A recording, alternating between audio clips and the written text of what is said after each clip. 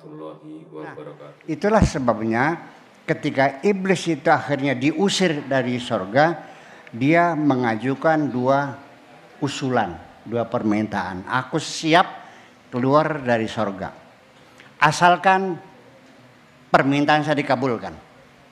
Kalau enggak saya demo nih. Gitu kata iblis. Silakan, apa ini mau sok ajukan? Apa? Ya Tuhanku, aku minta diberi umur panjang sampai kiamat. Kata Tuhan, oke, saya kabulkan. Yang penting kamu keluar dari surga ini. Qala fa'andirni, qala innaka minal mundharin. Oke, satu. Sudah keluar sana. Satu lagi. Apa lagi? Qala fa bi'izzatika la ughwiyannahum ajma'in. Demi kebesaranmu, izinkan aku menggoda seluruh umat manusia. Kata Tuhan, oke, silakan. Itu. Jadi artinya bahwa iblis itu menggoda kita ini legal. Punya SIM Pak Dedi. SIM itu surat izin menggoda. Jadi resmi, jangan marah ya, resmi kok diizinkan. Itu persoalannya. Nah, itulah sebabnya ketika iblis sudah keluar sambil bertolak pinggang dan bersiul-siul, karena dia yakin nanti di akhirat nanti manusia akan masuk neraka semua bersamaku dan nanti akan dapat grasi dari Tuhan. Julik kan? Ya, masa masuk surga, masuk neraka semua. Nah, begitu iblis sedang bersukaria di luar surga, merasa nanti yang digoda akan masuk neraka semua. Kata Tuhan, tahan dulu iblis. Silakan aku izinkan engkau menggoda seluruh umat manusia. Akan tetapi siapapun manusia yang merasa bersalah lalu mengaku bersalah dan meminta ampun kepadaku, pasti ku ampuni semuanya. Iblis melongo, ya kalau begini kerja bakti dong. Melongo.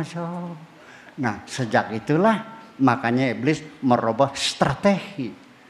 Nah, makanya kita dalam merefleksi akhir tahun mesti sadar ini banyak tipu daya, ya, banyak jebakan-jebakan iblis. Salah satunya adalah ketika orang itu digoda oleh iblis melakukan kemaksiatan, iblis masih belum senang, belum gembira. Sebab kapan-kapan dia sadar lalu bertobat. Ya ayuhan nas tubu ilallah fa inni atubu ilallah fil yomi mi'ata marrah. Kata Nabi Muhammad, bertobatlah kepada Tuhan, aku ini sehari 100 kali bertobatnya. Ya. Jadi Allah sendiri juga menganjurkan, wala ta'assu min rahmatillah innallaha yaghfiru dzunuba jami'a. Mintalah ampunan kepada Allah, Allah siap mengampuni semua dosa-dosa. Asal kamunya merasa bersalah. Jadi kata kuncinya, iblis baru berhasil menggoda kita kalau kita sudah tidak merasa bersalah. Sini kuncinya. Itulah makanya refleksi, introspeksi, satu kelemahannya. Nah, silakan nanya kepada ada psikolog nggak sini? Ya. Satu kelemahan introspeksi yaitu kita tidak jujur dengan diri kita sendiri. Pada saat itu sudah terdesak untuk mengaku bersalah, sulit sekali. Itu persoalannya di sini. Jadi kalau kita sudah tidak merasa bersalah lagi, berarti setan sudah berhasil menggoda kita. Tetapi tidak sampai di situ. Orang-orang yang sudah tidak merasa berdosa disekolahkan lagi S2,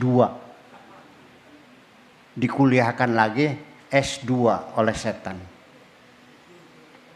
Bukan tidak merasa berdosa.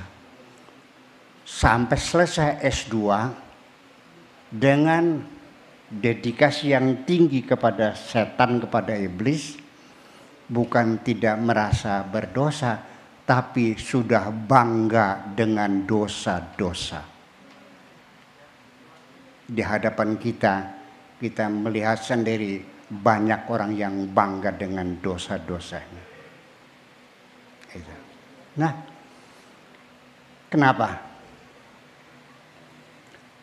Tadi malam merampok, diceritakan kepada temannya dengan tertawa terbahak-bahak seperti suatu prestasi, bahwa tadi malam aku merampok, dapat motor 2, mobil 1, kulkas 3, sama memperkosa anak perempuannya. Dengan bangganya diceritakan.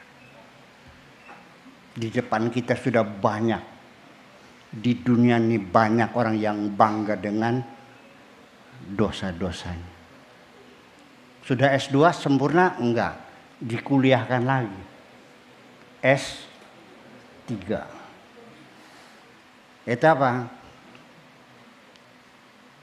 Persekongkolan. Ya, begitu selesai ada sertijab. Non sertijab teh. Iya. Yaitu manusia diberi tugas oleh setan, kamu yang melaksanakan. Nih tugas kamu. Nah, manusia itu sudah menjadi setan. Ada. Saya bukan ngarang loh. Ini kata firman Tuhan juga. Ya, walaqad ja'alna likulli nabiyyin aduwwa syayatinil insi wal jinni. Setiap nabi kami pasangin musuh-musuhnya yang terdiri dari setan-setan manusia dan setan-setan jin. Nah, kalau setan sudah berbentuk manusia, ibu sekalian, lebih efektif menggodanya, lebih efisien. Setan hanya berbisik-bisik.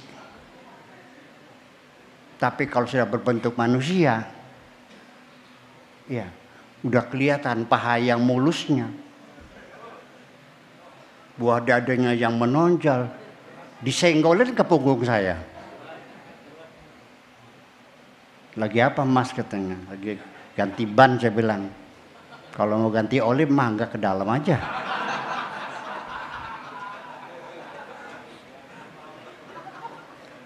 Kalau setan nggak punya tete, yang punya tete itu perempuan, lembut lagi, empuk lagi, lebih efektif. Setan menggoda kita main judi, ya sekedar bisik-bisik. Tapi kalau berbentuk manusia ngajak judi, nggak punya uang, nggak khawatir nih duit banyak deh, gue utangin. Setan nggak mungkin ngutangin kita, betul nggak? Diajak ngelacur, nggak ada duit, udah gue bayarin deh. Mana ada setan bayarin kita? Di situ kita terjebak. Itulah makanya dalam refleksi ini kita waspadai bahwa seringkali nanti kita ini menduga ini kebaikan-kebaikan. Tapi ternyata dicatat oleh Allah sebagai kejahatan-kejahatan. Makanya yuk kita menghadap Allah, daripada kita bawa daftar pahala, masih mending menghadap Allah dengan bawa daftar dosa-dosa. Dan kita minta ampun kepada Allah Subhanahu wa taala. Ini firman Tuhannya, qul hal nunabbiukum bil akhsarina a'mala alladzina dhalla sa'yuhum fil hayatid dunya wa hum yahsabuna annahum yuhsinuna sun'a. Maukah engkau kuberitahukan tentang orang-orang yang amal-amalnya merugi semua, yaitu mereka orang-orang yang tersesat di dunia tetapi menganggap dirinya telah banyak berbuat baik. Saya kasih contoh satu. Contohnya banyak sekali dah. Tapi contohnya nggak usah banyak-banyak lah. Nanti dianalogikan saja. Ketika saya pulang ke rumah, ada pengemis kurus, ya, kotor. Saya terharu, mungkin orang belum makan. Saya mau ngasih uang 20.000. Tapi kebetulan uang 20.000 nggak ada, adanya ratusan ribu. Begitu saya mendekat, ternyata baunya menyengat sekali. Baunya bikin saya muntah karena banyak korengnya. Akhirnya uang yang 100.000 yang tadinya mau saya tukarkan 20.000-an, nggak saya tukarkan lagi, langsung saya kasihkan. Nih, udah, sudah. Nih. 100.000. Iya semua dah, sudah sana. Pertanyaan saya tadi sodakoh atau ngusir orang? Jujur. Dapat pahala enggak? Kita enggak sadar. Kita tidak sadar. Kita melihatnya fisik, Allah melihat hati kita. Ya, yauma la yanfa'u malu wala banun illa man atallaha biqalbin salim.